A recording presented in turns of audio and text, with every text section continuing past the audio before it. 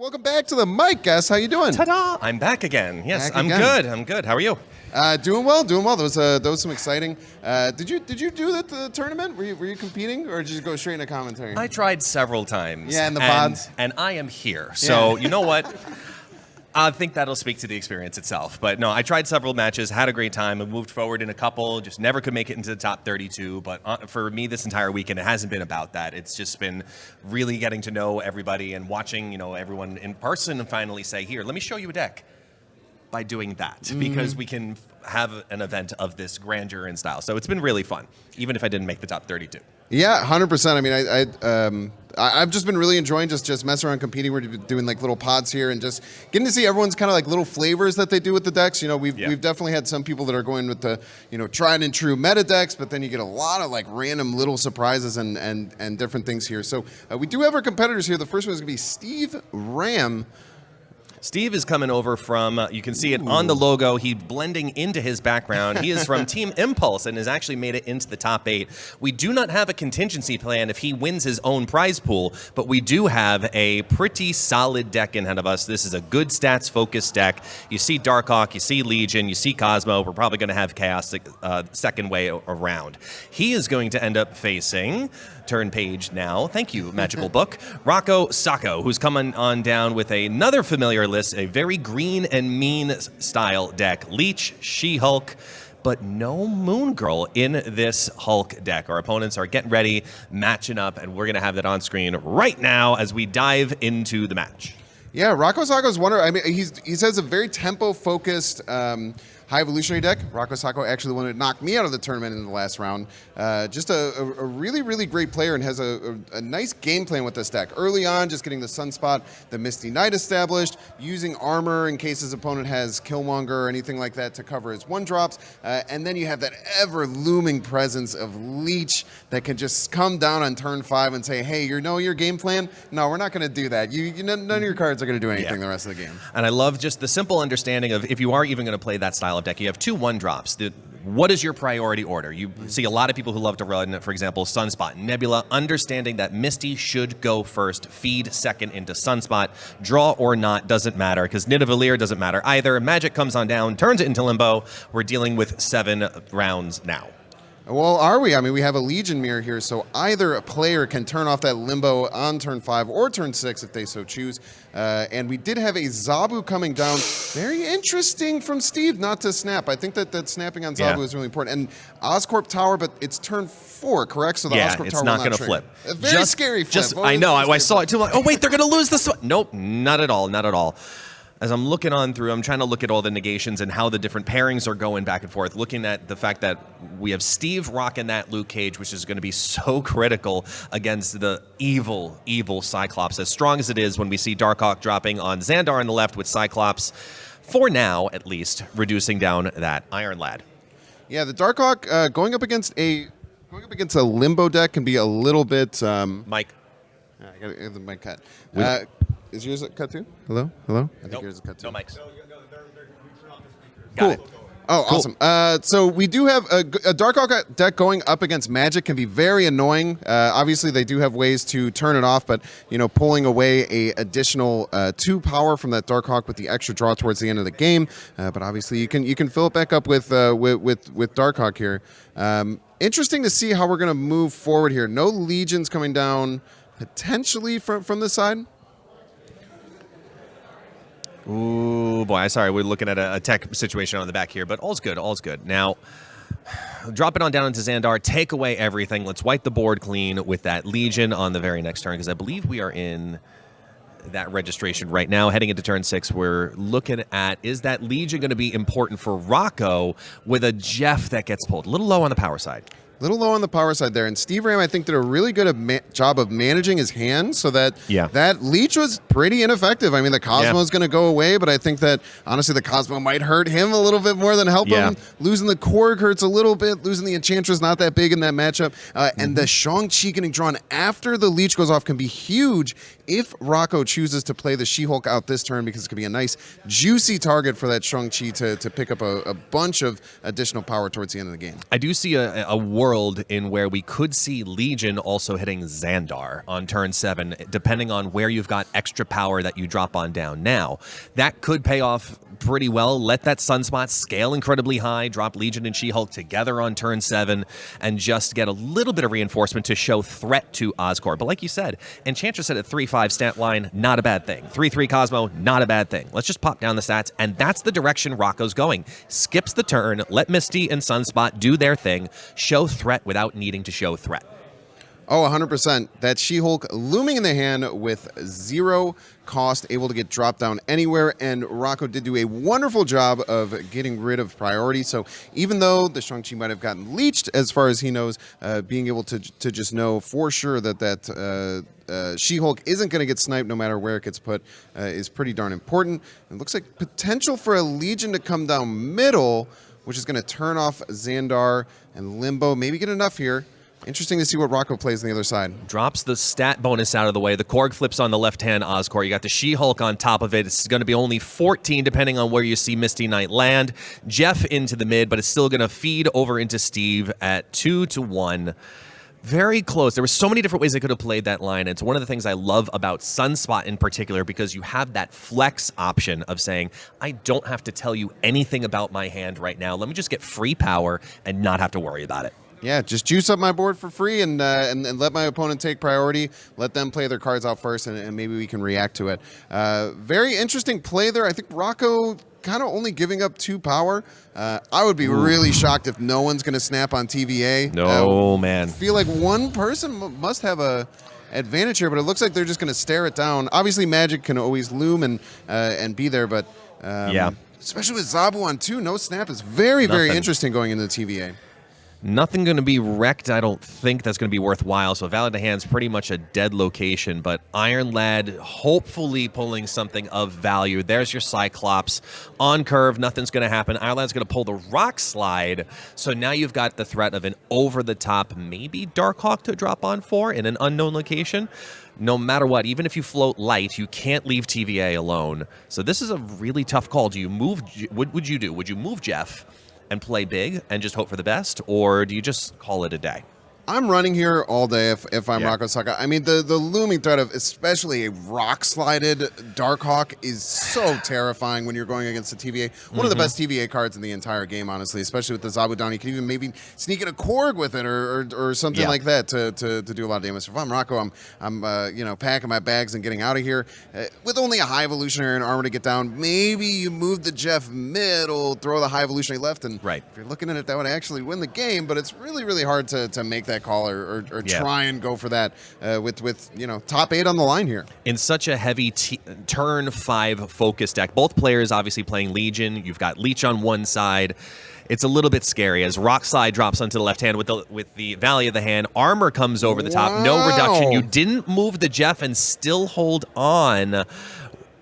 2-3 once again, and takes a couple of cubes off of Steve. I'm shocked that movement didn't happen on Jeff. Absolutely, RoccoSocko cold-blooded, just sitting there and saying, no, I'm just gonna sit there. I mean, I guess moving the armor left and then moving the Jeff is the same. Just and hope. They wanted that a little extra ping with the Cyclops, maybe hoping that if he played like a Korg there, the additional ping would have really mattered. But wow, cold-blooded to stick through it there with the threat of Darkhawk. Well played by Rocco. I would be you know, 1 cube down there.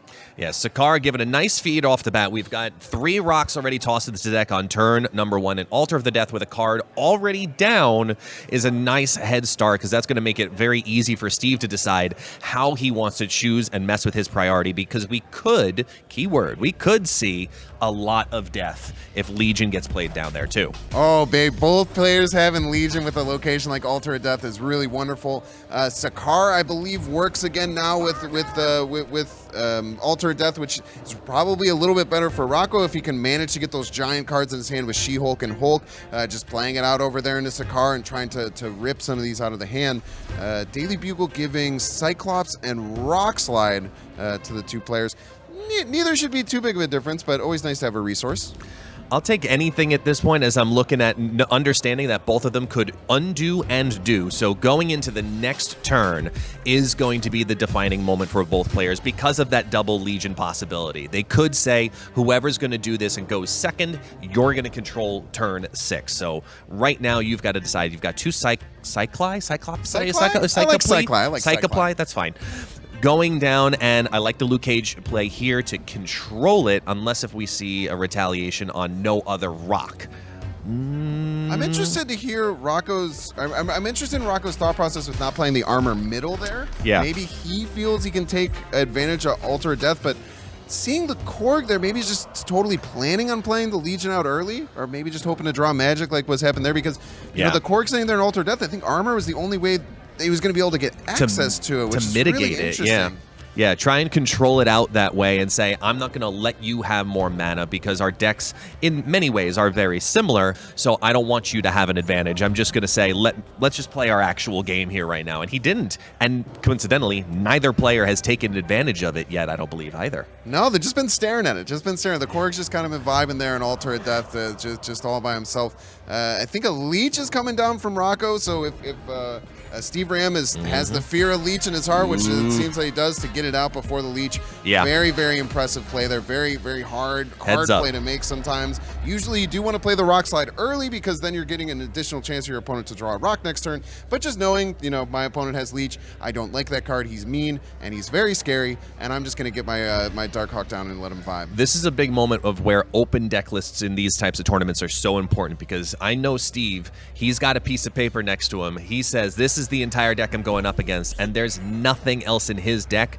that can play into Altar of Death. So that location's locked. Let me just go over the top, stack everything on the left-hand side, and Steve's going to hold on, take another cube away off of Rocco as we move on into, I believe, round number 4? Round 4 looks like one yeah. away from the exciting rounds where you have 2 cubes guaranteed every single turn. I'm really liking what I'm seeing from both players. They're playing a little bit cautious. I mean, we have, 7 cubes to 8 going in right before those final rounds. This is always, to me, a big round to try and, you know, force your hand to your opponent. I'm snapping very aggressively on round 4.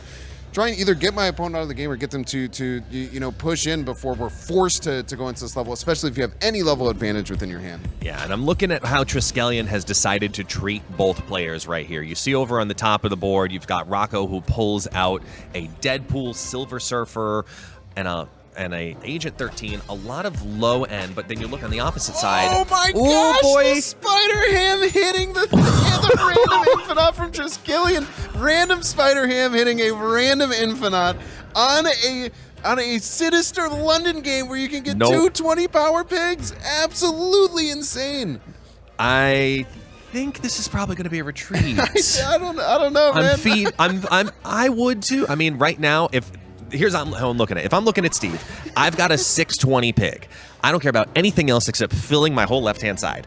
Clog it up and then drop a couple of pigs so that way they duplicate in Lemuria and Sinister London. That's just a crazy amount of, and you're going to be able to do that. There you go. You've got your double Jeffs, slide a Jeff on over, clog up the Triskelion, so that way, go ahead, reduce. Doesn't matter. Here's a couple of pigs, call it a day. This is scary.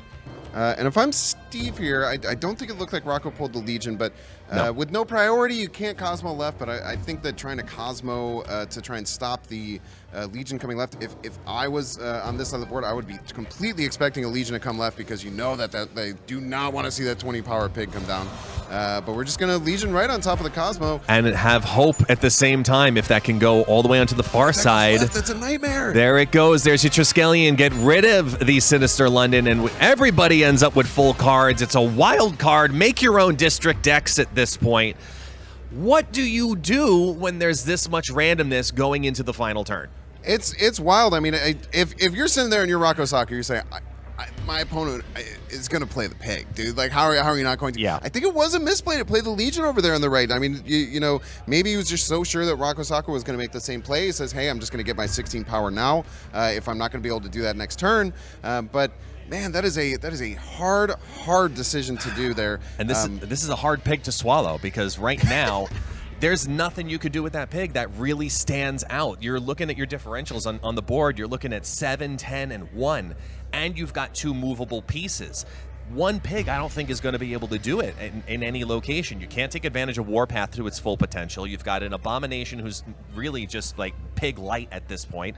You're trying to figure out your split difference. I think Steve, 100%, I agree with you. He may have really tremendously hurt himself, or he was just going for the potential. Maybe it'll spawn in the middle. Nothing is going to happen. It's just good stats.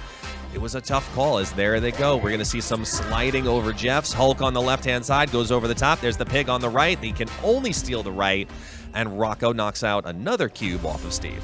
Very, very interesting game. A lot of really, really cool highlights there.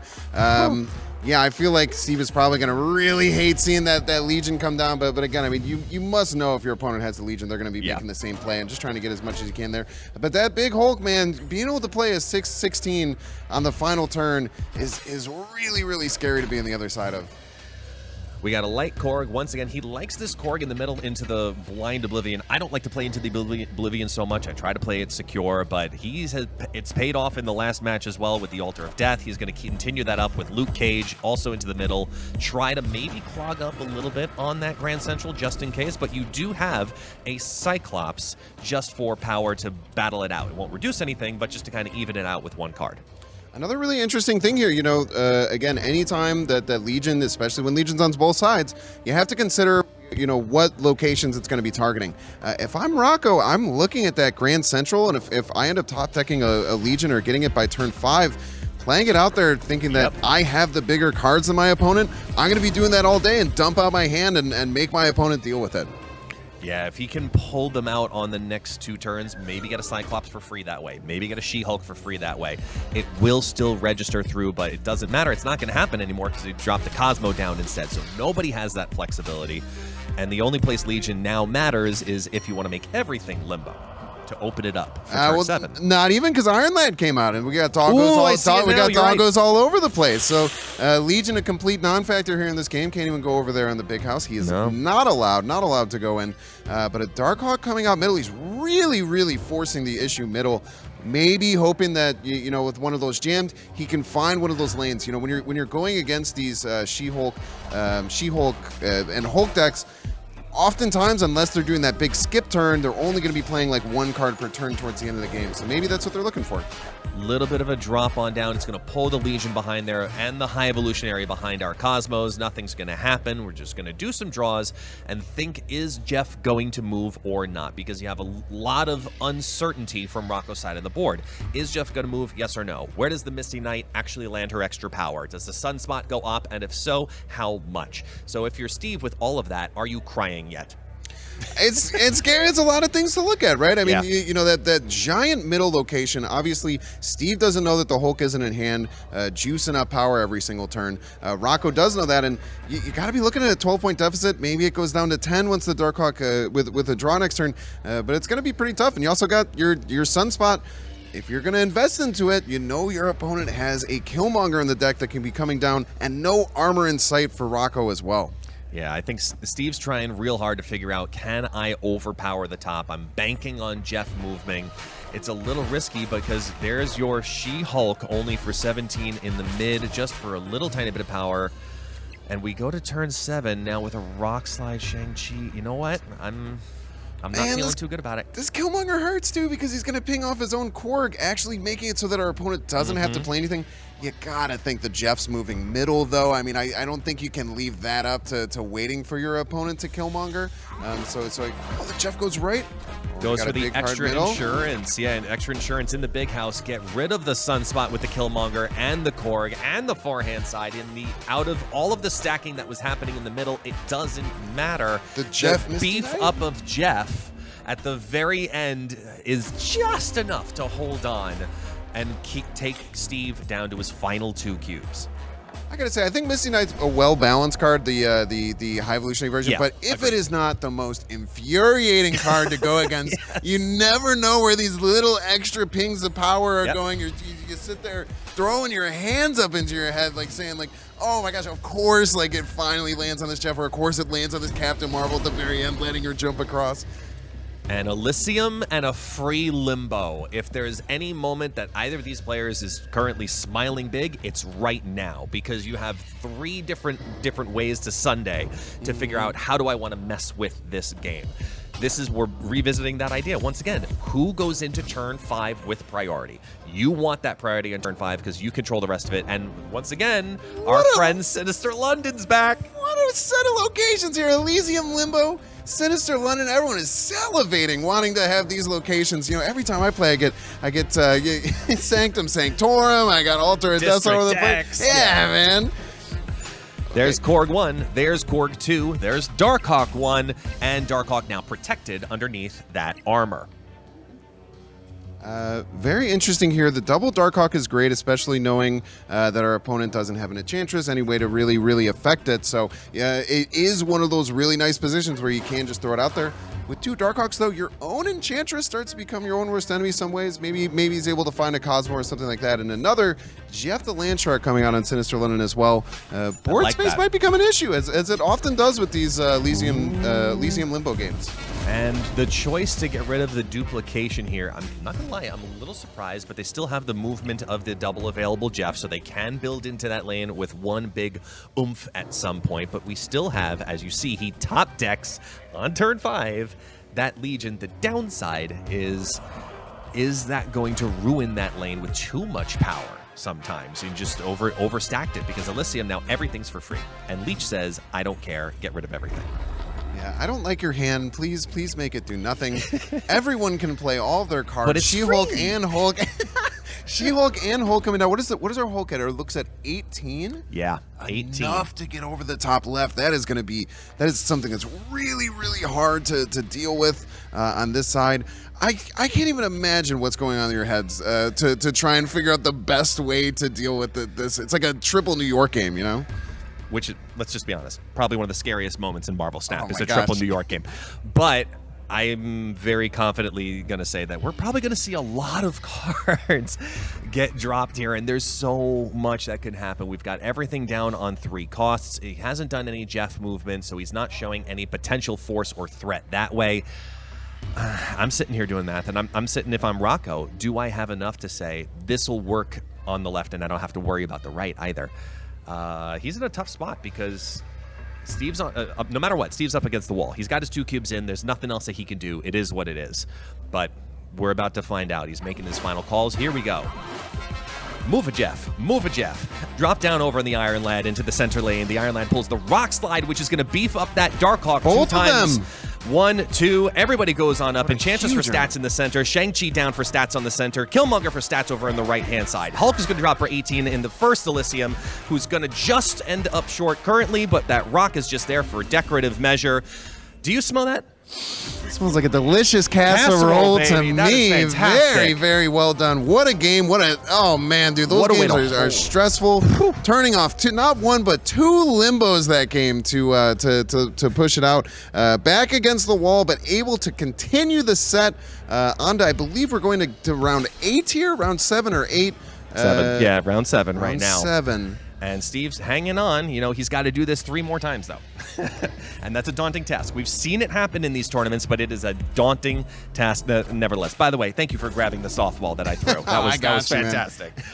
All right, we got the Zabu down. Always your top preference on turn 2. If you're running a Zabu deck, drop it down every single time. Iron Lad going for maybe the hope of getting a whole bunch of rocks for free. Let's see what he hits. The Sunspot, go for a little scaling. Iron Lad's going to target and hit a scary 4/6 Big old Jeff right there. Big old Jeff able to move around. Double deep space game. Jeff, the not-so-baby land shark now floating in hand in Kamar-Taj. Stats on stats. I mean, are you leaning towards Rocco? But it's only... I don't know. Does this actually help or hurt? This is tough. I feel like Legion's going to come down on the right side if it doesn't get locked down by a Cosmo. I'm not sure if Rocco is able to draw his Cosmo there, but I think you have to Legion over on the right side. Oh, so many of your cards do things. When you're looking at deep space against a fat wad of stats from your opponent, you have to try and do things, and I think the only way is to throw the Legion over on the right and, you know, potentially give yourself chances to move and try and piece together a win here. I do like the pitch, though, of what Rocco just did. On turn 3, dropping the Sunspot, letting that She-Hulk drop down for getting early stats out that are protected. You don't need armor, you don't need Shang-Chi, you just need deep space. And he took advantage of that to get really nice lane control on the left-hand side. So now you have basically no choice. You have to Legion, and instead of having deep space mean that nothing matters, Leech is going to drop down and say that nothing matters, take away everything away from the hand. You can no longer Shang-Chi that She-Hulk on your left-hand side, but you still can move your Jeff. Well, it looks like Steve said, hey, I want to do things this game, and then Rocco said, no, you're not going to do anything because all of your hand is going to be leeched here. So, unfortunately, I think that he was trying to sneak around that leech because that's going to be the most important thing, but just looking at this hand, looking at what he needs to do to get a win, it's looking tough. It's looking really, really tough to get over the top. Not really sure what the best line of attack would be. I know, because it's not big enough of a gap specifically in the center Kamar Taj. That 5 is probably the scariest thing to me, and it was to both of them. They're going to shift over the Jeff to the left-hand side. The 14 power She-Hulk drops on your right. Enchantress is coming over just for a power differential, and even with the blanked out Killmonger, it's not enough. Steve, unfortunately, has been knocked out, and Rocco has taken down Team Impulse's Steve. Congratulations to both players. We're going to get, I believe, Rocco to come on down and come talk with us for a moment or so, take a look at his deck and the different lines of what he saw there and why Leech was so important in those very specific moments. It was such an interesting matchup, right? Because the decks had a lot of similarities, but they played very, very differently with how you go turn by turn. And I think that both players just did a wonderful job of trying to work out with their opponents. They did a great job of choosing when to snap properly. That's really what you're seeing in these later rounds of the tournament is people being cautious in the right instances, but being aggressive once they have an advantage, which I think is really important. That cube mitigation and under the full understanding and experience in your deck as well of like, okay, I'm in this specific play. We revisit exactly what I talked about with the Sunspot, and let me just beef out easily this She-Hulk early. I don't need a surprise play. Obviously, it's open deck. You know that I have this, but I have no other way that I can really play it. I don't have to save my turns. Let's just do it as such. Great understanding of the deck and capitalizing on it. So we're going to get Rocco on in here. I'll pop out for a couple of minutes before top 4 and let Rocco. Beautiful. Rocco, we're going to have you come on down. I'm going to shimmy on over to Binks' seat. I will play the role of Binks.